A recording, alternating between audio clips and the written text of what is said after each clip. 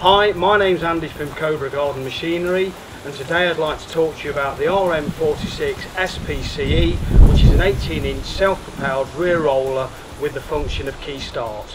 The machine is powered by a Cobra 135 overhead valve DG450 engine. The machine has a quality steel deck which is powder coated to give the optimum paint finish and will give you many years of service. I will now show you how to actually start the engine. The first thing you need to do is bring the OPC lever towards you, make sure the machine is in the choke position and then turn the key.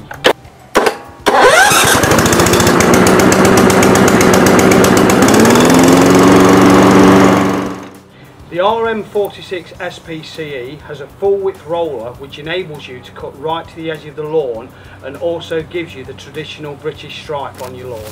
The machine is equipped with a single lever height of cut adjustment which features a pistol grip handle. It cuts from 75mm at the highest point of cut to 17mm at the lowest point of cut, and you can see it's a very simple and easy feature to use.